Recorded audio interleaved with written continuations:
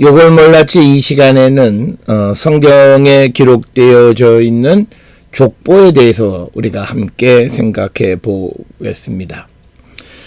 성경에 족보는 주로 창세기와 역대기에 가장 많이 기록이 되어 있습니다. 창세기 4장, 5장 뿐만 아니라 여러 곳에 족보가 기록이 되어져 있고, 또 역대상 1장부터 11장까지의 많은 족보들이 기록이 되어 있습니다. 이 족보를 기록하는 이유는요, 첫째, 지금 나로부터 시작해서 과거의 조상들에게 연결시키는, 아주 간단하게 연결시키는 그런 방식이 족보, 그래서 역사서술에서 많이 사용하는 그런 방식이 되겠고요. 또 하나는 이 족보라고 하는 것은 인류가 발전하면서 그 여러 갈래로 나뉘어짐을 족보의 형식으로 이렇게 묘사를 하고 있습니다. 따라서 우리가 고대 역사, 특히 구약 시대의 역사를 연구하는 데 있어서 이 족보 연구는 매우 중요하다, 이렇게 말씀을 드릴 수 있습니다. 그런데 이제 우리가 구약 성경에 기록되어 있는 족보를 우리가 형식적으로 나누어 보면 두 가지 종류의 족보가 있습니다. 첫째는 선적인 족보입니다. 이거는 뭐냐면 나로부터 시작해서 조상까지를 수직으로 이렇게 기록하는 그런 방식이 되겠습니다.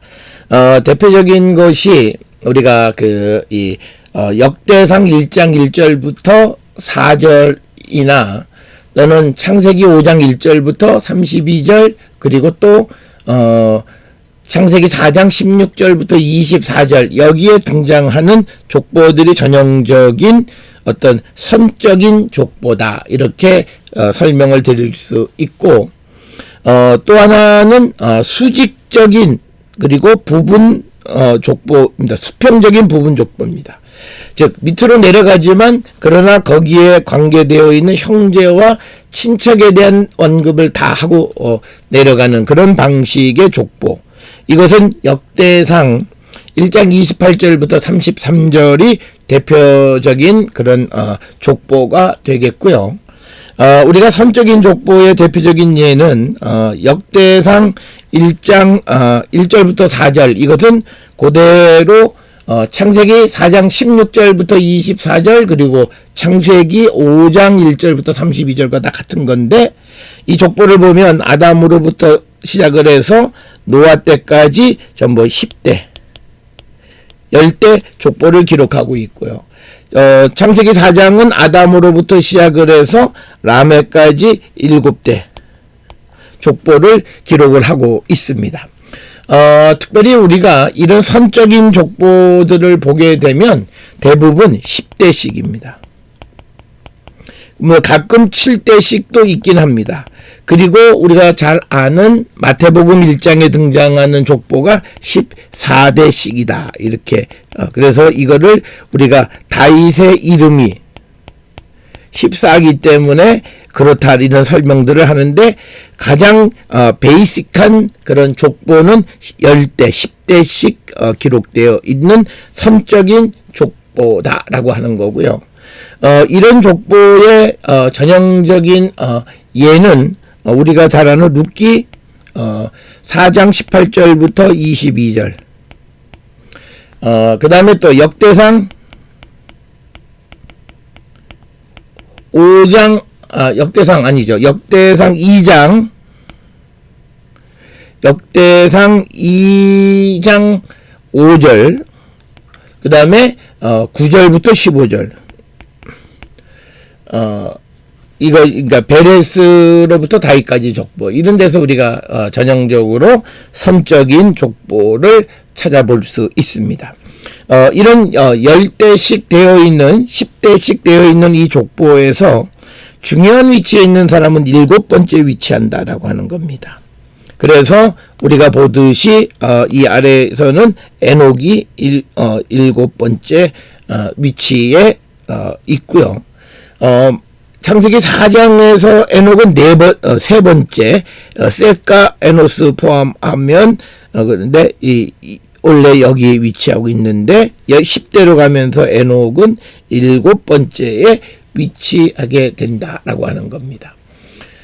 그래서 우리가 이 족보가 기본적으로는 10대씩 기록이 되어 있다라고 하는 것, 그리고 이름과 순서가 약간씩 차이가 나는 그런 족보들이 있다라고 하는 거죠. 그래서 우리가 잘 아는 것처럼 창세기 4장과 그 다음에 창세기 5장의 족보가 몇 사람의 그 순서가 좀 달라집니다. 즉 뭐냐면 에녹의 위치가 달라지고 마할랄렐과 무후야엘, 그 다음에 야렛이라는 이름이 이랏이라는 이름으로 되어지고 무드셀라가 무드사엘, 요 부분만 우리가 제외하고 전체적으로는 우리가 같은 족보다라고 하는 것이 이게 학문적인 그런 연구 결과고, 일반적으로는 이 4장과 5장의 족보가 다른 족보다 이렇게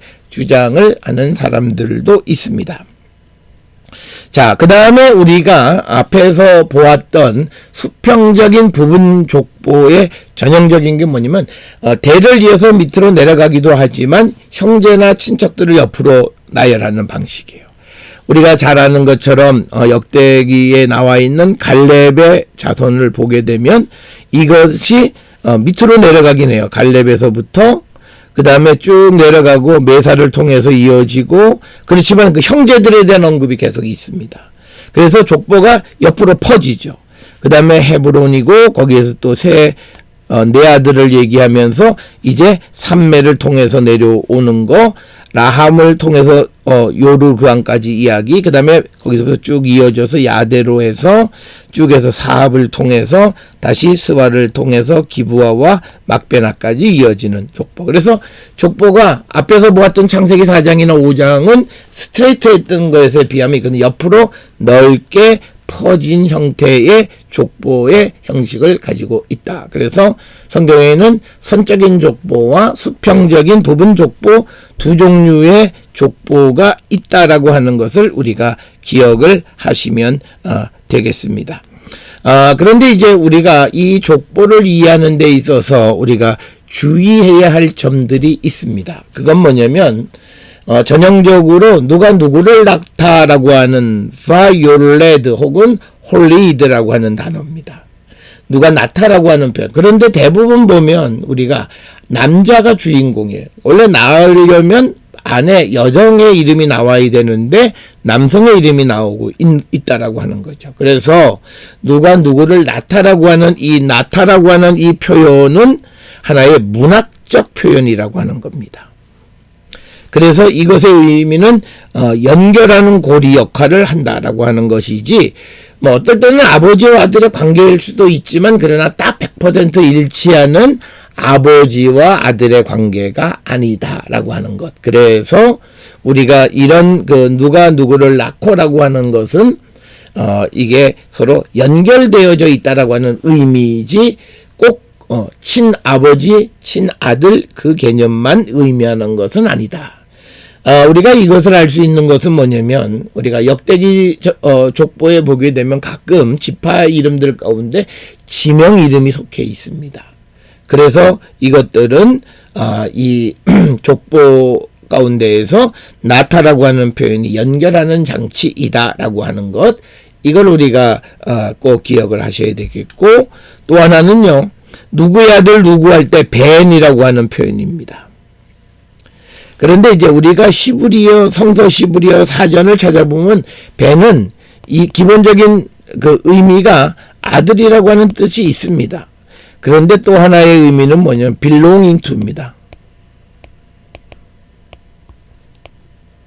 네, belonging to라고 하는 그런 단어입니다. 그래서 우리가 이 벤을 잘못 이해했던 그런 번역들이 있어요. 우리가 엘리사 시대 때에 거기에 보면 그 예언자의 이 사도 예언자들이 어떤 예언자의 아들들 뭐 이런 표현들인데 그건 뭐냐면 예언자의 아들이라는 개념이 아니라 예언자에게 속한 자라는 뜻입니다. 구체적인 예는 자 아모스 7장 14절에 아모스가 아마샤에게 대답하여 이르되 나는 선지자가 아니며 선지자의 아들도 아니라. 이 말은 벤 나비입니다. 이 말의 의미는 나는 선지자 그룹에 속해 있는 사람, 그런 사람도 아니다라고 하는 그런 의미의 벤 나비. 그래서 벤은 앞에서 우리가 설명드렸듯이 꼭 아버지와의 아들의 관계가 아니라 어디에 속하다라고 하는 의미의 벤이 있다라고 하는 것을 우리가 기억하셔야 됩니다. 다음에 또 하나 그런 표현은 열왕기하 2장 5절에 여리고에 있는 선지자의 제자들, 브네이 나비입니다. 브네이 나비. 그러니까 뭐냐면 여기서도 벤은 선지자에게 속해 있는 자들, 거기에 있는 제자들, 뭐 이런 개념입니다. 그래서 이 벤이라고 하는 말이 단순히 아버지와 아들의 관계를 나타내는 단어가 기본적인 의미이긴 하지만 어디에 속한 자라고 하는 의미를 가지고 있다라고 하는 겁니다. 자, 그렇기 때문에 우리가 이 족보에 나와 있는 벤 누구누구라고 하는 말은 아버지와 아들일 수도 있어요. 그렇지만 이것이 내가 누구의 라인에 속해 있는 자다라고 하는 그런 의미도 내포하고 있다라고 하는 것을 우리가 이해하셔야 되겠습니다. 특별히 우리가 역대기서의 족보를 볼 때 한 가지 우리가 이해하셔야 되는 것은 이 역대기서 족보는 어떤 가계도를 나타내는 그 역할도 하면서 또 하나는 토지 문서의 역할도 한다라고 하는 겁니다. 토지 문서의 역할을 한다라고 하는 것은 뭐냐면 어느 지파가 어느 지역에 거주한다라고 하는 거죠. 그때에 내가 어느 지파에 속한다라고 하는 것, 그것은 굉장히 중요하고, 그래서 그 족보 속에 보면 지명도 같이 등장하고 있다라고 하는 겁니다. 족보 안에 지명이 들어있는 예는 역대상 2장 42절 이하에 기록되어 있는 갈렙의 족보 보게 되면 여라무엘의 아우 갈렙의 아들 곧 맏아들은 메사인이 십의 아버지요 그 아들은 마레산이 헤브론의 아버지다. 즉 이 42절에 기록되어 있는 십, 마레사, 헤브론 전부 다 지명 이름이 되겠고요. 그래서 이런 이 말은 이 갈렙 사람들이 거주하고 있는 지역을 나타내는 그런 의미를 내포하고 있다. 특별히 역대기서에 나와 있는 족보는 바벨론 포로에 갔던 사람들이 이스라엘로 다시 돌아왔을 때에 그 땅에 포로로 가지 않았던 사람들이 땅을 내주지 않는 그런 상황이 벌어지는 데에서 이 땅이 이 지파 사람들의 영토임을 나타내는 중요한 기록은 바로 족보다. 그래서 족보 안에 사람의 이름이 들어있는 경우도 있다라고 하는 겁니다. 자, 그래서 우리가 성경에 보면 여러 족보들이 등장하는데 이 족보는 간략하지만 많은 신학적 의미가 내포되어 있다. 어떤 사람의 이름이 첨가되기도 하고 순서가 바뀌고 하는 그런 문제들은 그 족보를 기록한 사람들의 어떤 신학적 입장을 그대로 나타내는 것이다. 그래서 자, 우리가 이제 족보를 보실 때에 역대상 1장부터 11장에 있는 수많은 족보들을 그냥 지나치지 마시고 오늘 우리가 가지고 있는 성경에 보면 그 족보와 같은 족보가 다른 곳에 나타난 것은 표시가 되어 있어요. 그럴 때에 우리가 그 소제목을 통해서 족보들을 비교해 보면 같은 것도 있지만 다른 것도 있다라고 하는 것. 그러면 다른 것은 왜 다른가를 생각해 보는 것이 우리가 성서 족보를 좀 더 깊이 있게 이해할 수 있다. 이렇게 설명을 드리시겠습니다.